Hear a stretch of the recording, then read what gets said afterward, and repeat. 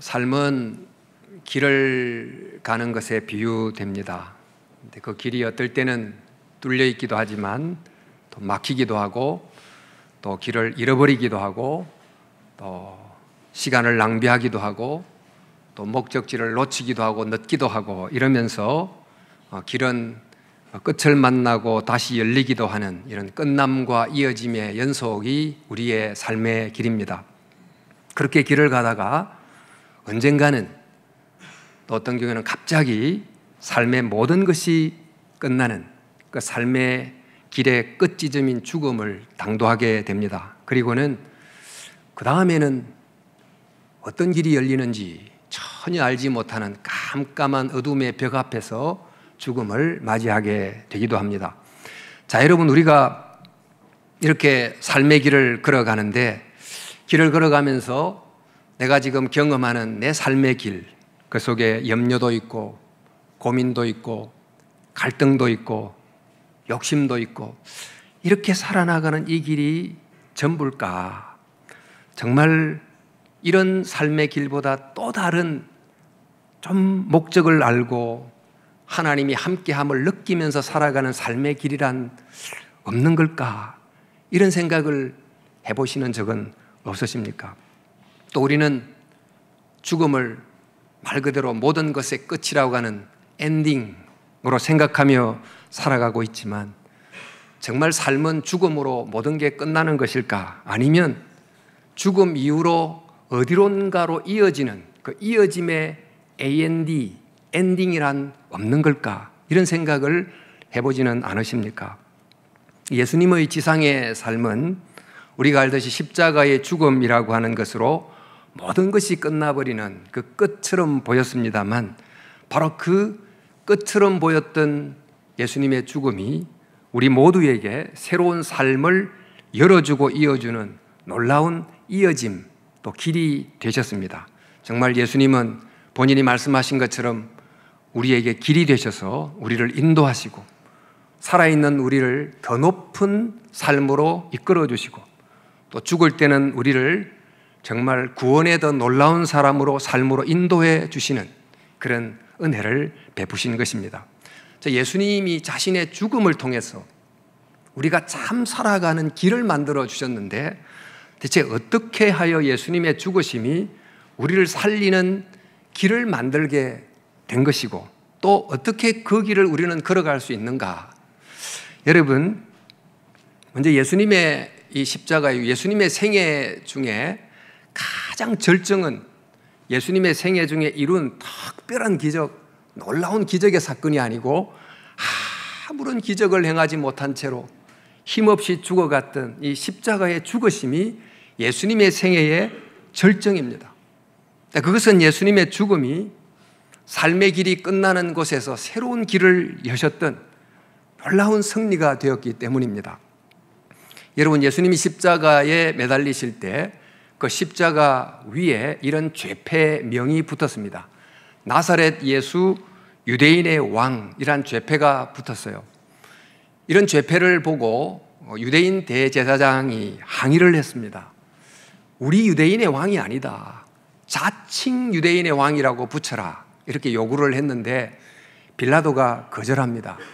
왜냐하면 자칭 유대인의 왕을 십자가형에 언도했다고 하면 그 재판 자체가 잘못된 게 아닙니까? 그래서 결국 죄패에 나사렛 예수 유대인의 왕이라는 죄목이 쓰인 죄패를 걸린 그 십자가에서 매달려 죽게 됐습니다. 그런데 이 죄패는 새 언어로 기록이 됐는데 그 당시 지역 언어, 히브리의 방언인 아람어, 그리고 그 당시 세계 공용어인 그리스어, 그리고 제국의 공식 행정 언어인 라틴어, 이 세 언어로 기록이 되어 있었습니다. 이렇게 함으로 예수님께서 공식적으로 온 세상 속에 예수님은 유대인의 왕으로 죽었다라고 이제 선언이 된 셈이지요. 자, 우리는 예수님이 유대인의 왕으로 죽었다라는 이야기를 들으면 예수님의 죽음은 유대인과만 관계가 있는 죽음인가 이런 생각이 들기도 합니다.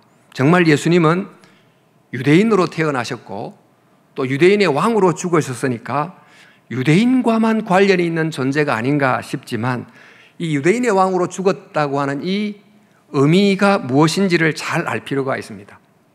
우리가 살아나가는 이 세상에 산업에 관련된 또 기술에 관련된 과학과 정치와 경제에 관련된 여러 좋은 제도들을 또 좋은 어떤 기여를 한 나라들이 많습니다. 예를 들어 영국이 또 프랑스가 미국이 중국이 등등 이 우리 전 세계에 기여함으로 그들의 기여가 온 세계 인류가 누리는 공공 자산이 된 그런 것들이 많이 있지 않습니까?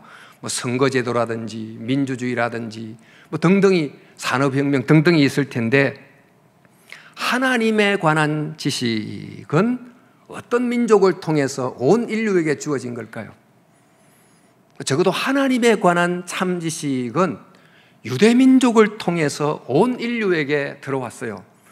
바로 그 내용을 담은 것이 우리가 아는 바로 구약 성경입니다. 예수님도 그래서 이렇게 말씀을 하셨습니다. 이는 구원이 유대인에게서 남이니라. 여러분, 구원이 유대인에게서 난다 이 말을 들으면 유대인이 다른 민족보다 더 우월하고 더 탁월해서 구원은 유대인에게만 있다 이런 뉘앙스로 들리기 쉽습니다. 그런데 이 의미는 그런 뜻이 아니고 유대인들이 경험한 구원이 곧 온 세상이 경험하는 구원의 길이다 하는 뜻입니다. 즉 유대인들이 하나님의 구원을 경험한 그 역사가 곧 모든 세상이 하나님의 구원을 경험하는 통로가 된다 그런 의미이지요. 여러분 구약 성경을 보면 유대민족의 역사가 기록되어 있는데 이 속에는 유대민족은 더 탁월하고 더 선하고 더 놀랍다 이런 유대민족을 찬양하는 유대민족 용비어 찬가가 기록되어 있지 않습니다. 그 반대로 유대민족이 정말 더 거역하고 더 불순종하고 더 죄성을 가지고 있고 하나님의 은혜를 받았음에도 끝까지 거역하다가 쫄딱 망했다 하는 내용이 기록되어 있어요. 그런데 바로 그런 백성을 하나님이 끝까지 돌보시고 언약을 지키시사 마침내 구원하셨다는 내용이 바로 이 구약 성경의 내용입니다. 그렇기 때문에 이 유대인들의 구원 경험을 담은 이 구약 성경 속에 모든 인간이 구원을 경험할 수 있는 길이 그 속에 담겨 있다는 것입니다. 우리가 아는 것처럼 자기를 수행함을 통한 구원의 길, 깨달음을 통한 구원의 길 등등의 구원의 길이라고 알려진 것들이 있지만 적어도 성경은 그런 길이 아닌 우리 모두가 정말 지극한 죄인인데 그럼에도 불구하고 하나님이 끝까지 사랑하심으로 구원이 온다고 하는 이 구약 성경이 증거한 이 유대민족이 경험한 구원의 길이야말로 온 백성이 모든 사람이 구원을 경험할 수 있는 보편적 길이다 하는 것을 알려주는 것입니다. 자, 그래서 이런 구원 경험을 가지고 있는 유대인에게서부터 인류를 구원하시는 메시아가 나온다라고 하는 기록이 되어 있고 정말 그 약속대로 예수님께서 아브라함과 다윗의 후손으로 세상에 오셨습니다.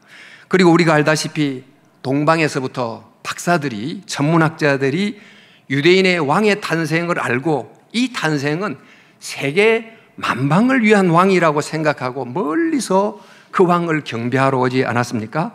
자, 이렇게 볼 때 예수님께서 유대인의 왕으로 십자가에서 죽으셨다는 이 말은 유대인만을 위해서 죽으신 게 아니고 만민을 위한 왕으로 죽으셨다는 말입니다. 즉 예수님은 유대인의 왕, 즉 의미로 살펴볼 때 만민의 왕으로서 십자가에서 죽으셨다고 하는 것이 아람말로, 그리스말로, 라틴말로 죄패에 쓰여서 기록이 된 것입니다.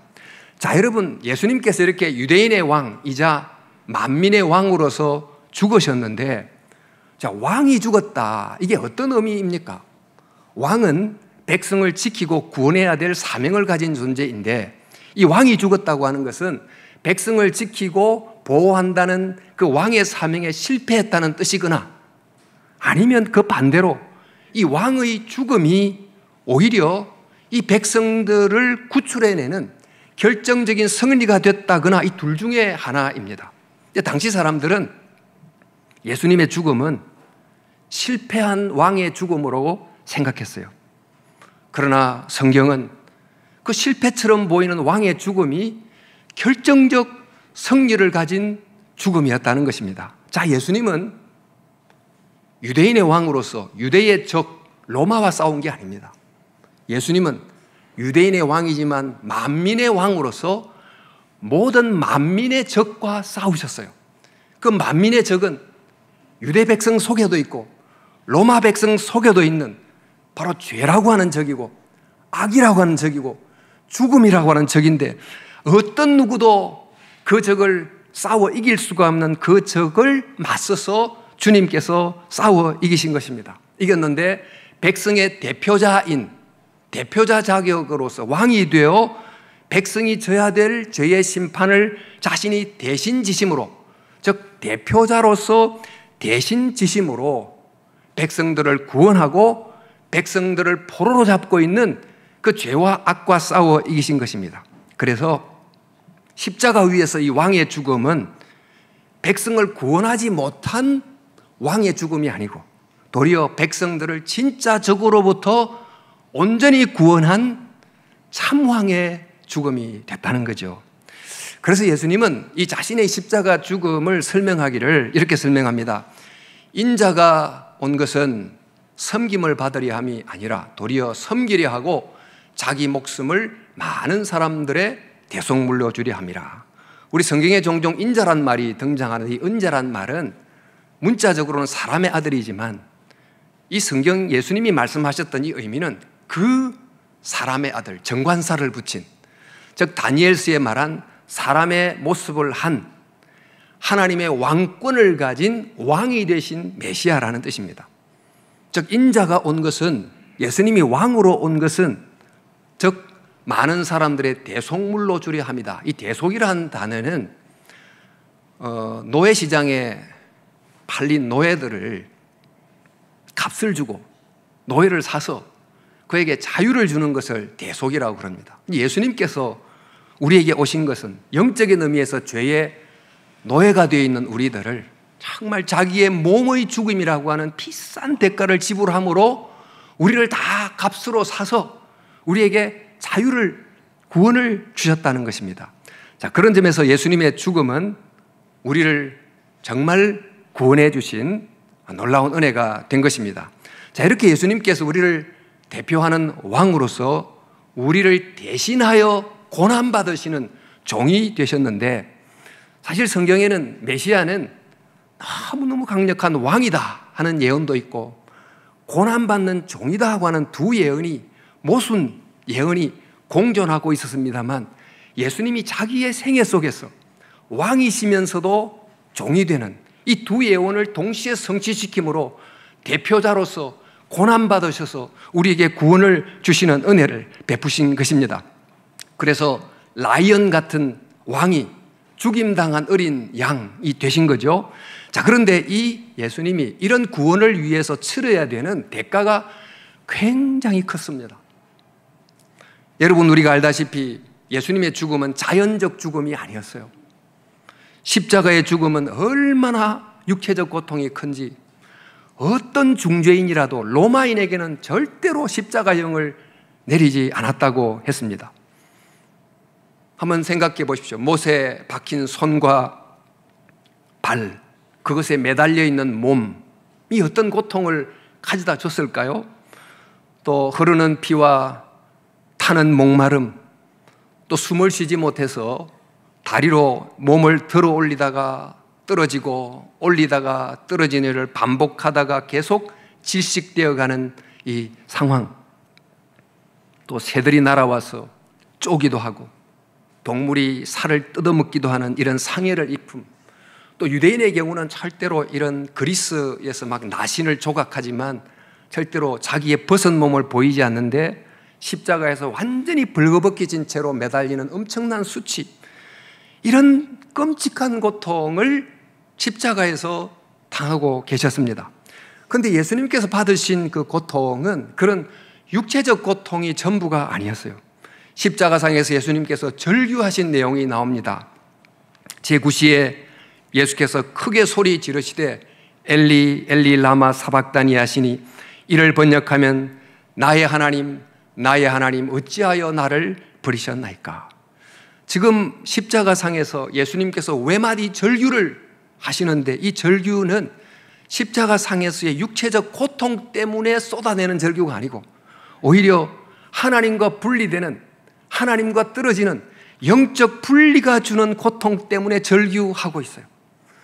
정말 우리는 어쩌면 우리가 죄로 인해서 겪어야 될 영적 분리는 십자가상의 그 육체적 고통보다도 더 심하다는 것을 이게 우리가 알려주고 있습니다.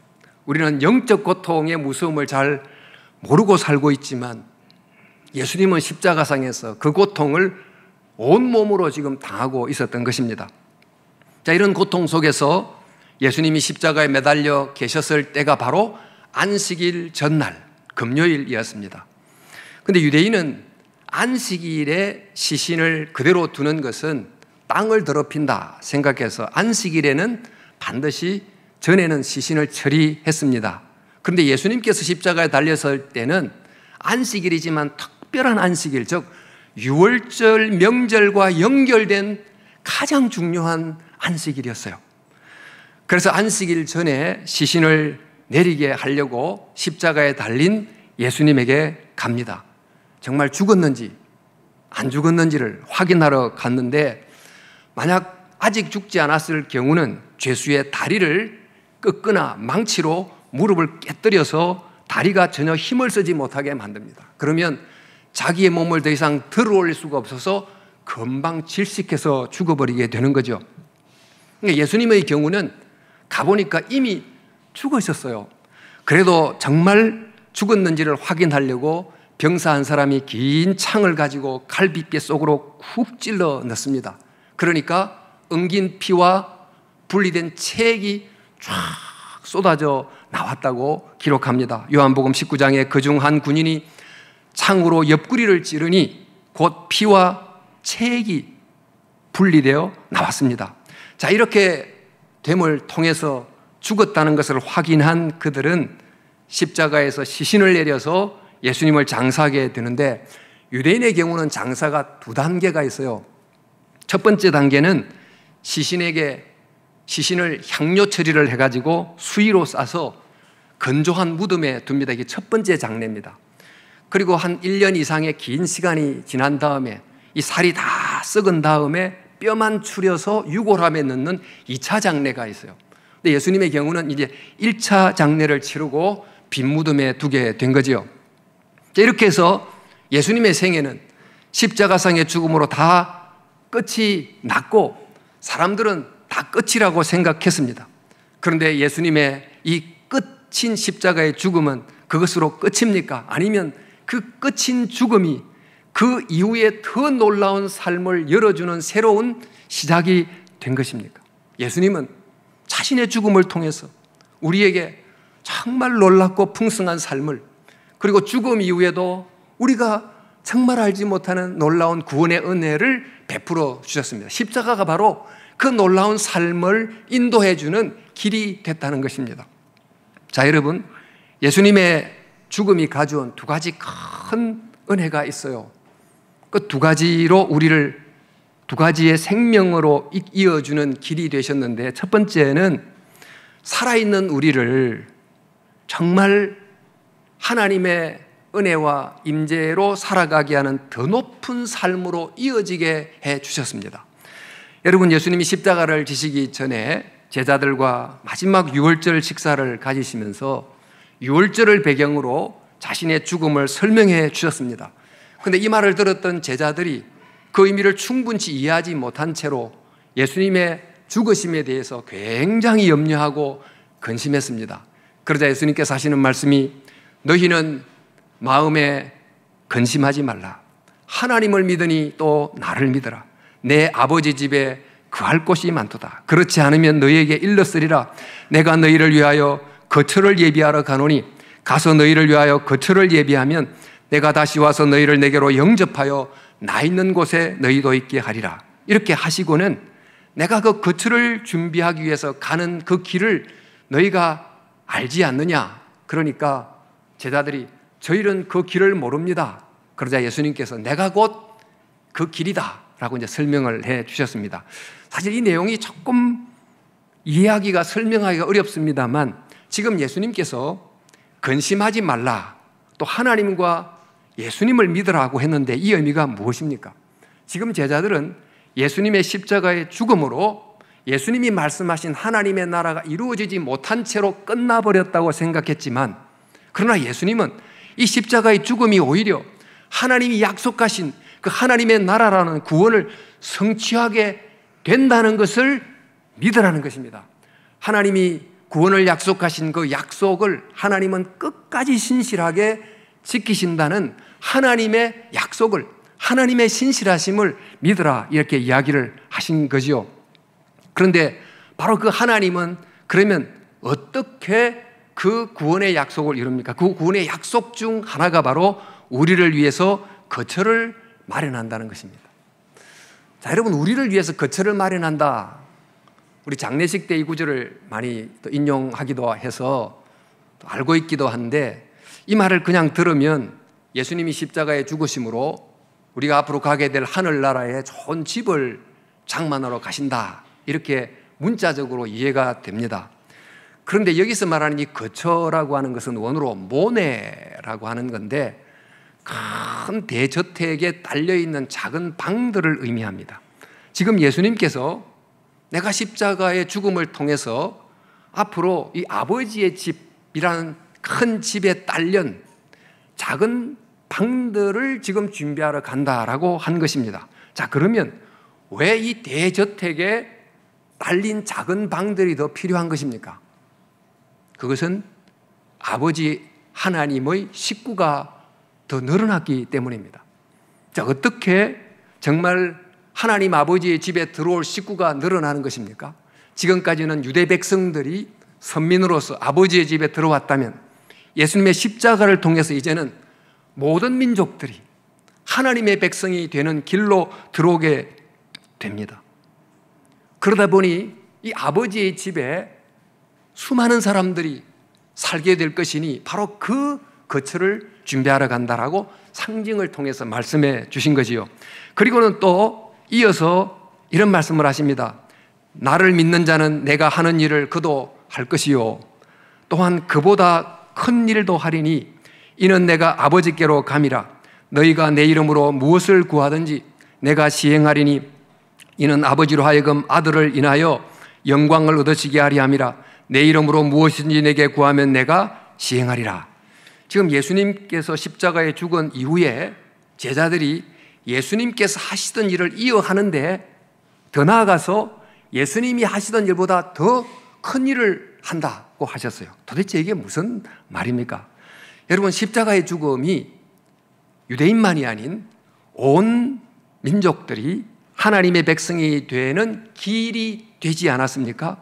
마치 우리가 경부고속도로 닦아놓고 호남 고속도로 닦고 정말 전국의 도로를 얼마나 잘 닦아놨습니까? 이 닦아놓은 길을 통해서 산업이 일어나고 경제가 일어나고 이렇게 일어나는 것처럼, 지금 예수님께서 십자가의 죽음으로 만들어 놓은 이 구원의 닦여진 대로를 통해서 이제 제자들이 사람들을 전도해서 계속 하나님의 나라 백성으로 넣게 되니, 예수님께서 인간을 구원하는 일을 계속하되 그 양으로 말하면 훨씬 더 많은 일이 앞으로 일어나게 된다는 말씀을 하시게 된 것입니다. 즉, 예수님은 제자들과 우리들이 먼저 십자가의 길을 통해서 우리가 하나님의 백성이 되게 하신 다음에, 그 예수님이 만드신 그 구원의 길을 통해서 다른 사람들도 하나님의 백성이 되게 하도록 인도하는, 그렇게 길을 인도한다는 거예요. 그렇게 하신다는 것입니다. 자, 그렇게 함으로 제자들이 지금 예수님이 떠남으로 어떻게 될까 근심하고 염려하지만 근심하지 말라. 오히려 나의 죽음이 너희들을 정말 하나님을 만나고 알게 되는 삶을 경험할 뿐만 아니고, 또 너희들을 통해서 수많은 사람들이 하나님 아버지께로 돌아오게 되는 더 놀라운 삶, 더 풍성한 삶으로 이 십자가의 죽음이 길을 인도해 줄 것이다. 염려하지 말라, 근심하지 말라고 하셨습니다. 그리고 또 이어 말씀하시기를 너희가 내 이름으로 무엇을 구하든지 내가 다 응답하겠다, 시행하겠다고 하셨습니다. 갑자기 왜 기도에 대한 말씀이 나오나 싶은데 이 말씀은 너희들이 성전이 된다는 뜻입니다. 여러분, 성전은 원래 만민이 기도하는 집입니다. 이전까지는 예루살렘 성전이 그 기도하는 집의 역할을 감당했지만 이제 예수님의 십자가 죽음을 통해서 만들어진 그 길을 통해서 이제 우리들의 이 심령 속에 하나님의 영이 거할 수 있게 되는, 우리가 하나님의 성전이 되고 또 믿는 사람들이 모인 그 공동체가 곧 만민이 기도하는 집 성전이 되게 해준다는 것입니다. 즉 너희들의 심령이 성전이 되고 너희들이 모인 공동체가 곧 하나님이 거하시는 만민이 기도하는 집 성전이 된다. 이게 바로 교회이지요. 자, 이렇게 성전이 되고 또 다른 사람들도 그 성전이 되게 함으로 하나님의 성전이 확장되게 하는 일이 앞으로 일어나게 된다. 이 말씀을 지금 우리에게 해주고 있는 것입니다. 이처럼 예수님의 이 죽으심은 정말 주님께서 약속하신 그 구원을 이루지 못하신 끝이 아니고 오히려 예수님의 이 죽으심은 살아있는 우리로 하여금 정말 더 놀라운 삶으로 하나님을 개인적으로 알아가고 우리 속에 하나님이 거하시고 또 우리가 성전이 되고 다른 사람을 생명의 길로 인도하는 더 높고 풍성한 삶으로 인도하는 생명의 길이 되셨다는 것입니다. 이것이 바로 십자가가 만드신 첫 번째 우리에게 주신 은혜입니다. 그런데 예수님의 십자가는 살아있는 우리들을 살아있는 동안 성전됨의 더 높은 삶으로 이어주는 길이 되었지만 그게 전부가 아닙니다. 이렇게 살다가 죽은 이후에 우리를 더 놀라운 삶으로 이어지게 하는 또 한 번의 길이 되시는 것입니다. 예수님께서 십자가에 죽으실 때 양쪽에 반로마 정치범이 함께 십자가에 매달렸습니다. 그때 오른편에 달린 사람이 이렇게 말합니다. 예수여, 당신의 나라에 임하실 때에 나를 기억하소서. 그러니까 주님이 답하시기를 내가 진실로 내게 이르노니 오늘 내가 나와 함께 나군에 있으리라. 이제 죽음을 곧 앞둔 그에게 오늘 바로 너가 나군에 있겠다라고 약속했습니다. 이 죄수가 죽은 다음에 나군으로 가는 축복을 받는다는 거죠. 즉 예수님의 이 십자가의 죽음이 산자들에게는 이 땅에서 하나님의 성전으로 살게 하는 길을 열어주지만 지금 죽는 이들에게는 낙원으로 인도하는 길을 또한 열어준다는 것입니다. 자, 여러분, 예수님의 십자가가 만든 죽음 이후에 가게 될 이 낙원은 대체 어떤 곳입니까? 여러분, 죽음 이후에 관한 성경의 설명을 좀 들어보십시오. 성경은 죽음 이후에 모든 게 끝이 아닙니다. 성경은 죽음 이후에 삶이 있어요. 그것으로 끝나지 않고 죽음 이후에 삶 이후의 삶이 있습니다. 두 종류의 삶이 있다는 것입니다. 여러분, 우리 모두는 다 죽습니다. 이것을 성경은 첫 번째 사망이라고 합니다. 우리는 모두 첫 번째 사망을 겪으면서 이것으로 삶이 다 끝이지 생각하지만 삶이 끝이 아닙니다. 그 다음 삶이 있어요. 그 다음 삶이 뭡니까? 예수님을 믿는 자의 경우는 낙원으로 인도됩니다. 이 낙원은 안식의 상태, 즉 고된 일과를 끝내고 푹 쉬는 달콤한 잠에 비유되는 그 안식을 이른바 낙원이라고 합니다. 그런데 이 낙원은 잠에 비유되기 때문에 아무런 의식이 없는 무의식 상태가 지속된다고 생각하지만, 그런데 바울 서신을 보면 바울이 빌립보 감옥에서 내가 살까 죽을까 둘 중에 하나를 택하라고 하면 지금 나는 차라리 죽어서 그리스도와 함께 있는 것이 더 좋다. 그러나 교회를 위해서 내가 살아있기로 선택한다. 이런 말씀이 이제 빌립보서에 나옵니다. 자, 이런 이제 바울의 이 빌립보 말씀을 통해서 이 낙원은 안식인데 의식을 가진 하나님과의 영적 교제가 있는 아주 깊은 안식과 평안임을 우리에게 알게 해줍니다. 이것을 두고 천국 이렇게 불러도 무방합니다. 물론 앞으로 있을 완전한 천국은 아닌 천국 불러도 됩니다. 그런데 이 내용이 바로 요한계시록이 말한 첫 번째 부활입니다. 여러분, 이게 바로 죽음 이후의 삶, 낙원이 요한계시록이 말하는 첫 번째 부활인데, 요한계시록이 이렇게 말합니다. 이 첫째 부활에 참여하는 자는 복이 있고 거룩하도다. 둘째 사망이 그들을 다스리는 권세가 없고 도리어 그들이 하나님과 그리스도의 제사장이 되어 천년 동안 그리스도와 더불어 왕노릇하리로다. 이 첫 번째 부활이 첫째 사망 이후의 삶인데, 이것이 정말 달콤한 잠과 같고 하나님 앞에서 안식입니다. 근데 이런 첫 번째 부활에 들어가게 하는 길이 바로 예수님의 십자가입니다. 그런데 이것으로 끝이 아닙니다. 성경은 바로 그 다음에 예수님이 재림하신 이후에 이루어지는 두 번째 부활, 육체적 부활이 있다고 말합니다. 그래서 이 두 번째 부활이 있기 때문에 첫 번째 부활을 경험한 사람들에게는 둘째 사망이 없어요. 그래서 요한계시록에 첫 번째 부활을 경험한 사람에게는 둘째 사망이 없다, 이렇게 기록해 주고 있습니다. 이것이 곧 죽음 이후의 삶, 낙원이죠. 죽음 이후의 삶 이후의 삶이 바로 육체적 부활의 삶이고, 이것이 곧 성경이 말하는 구원입니다. 정리하자면 첫 번째 사망 이후에 첫 번째 부활인 낙원에서의 쉼을 얻고, 또 그것을 넘어 재림을 통해 이루어질 새하늘과 새 땅에서 육체 부활의 생명으로 다시 태어나는 둘째 부활, 이것이 성경이 말하는 온전한 구원의 그림입니다.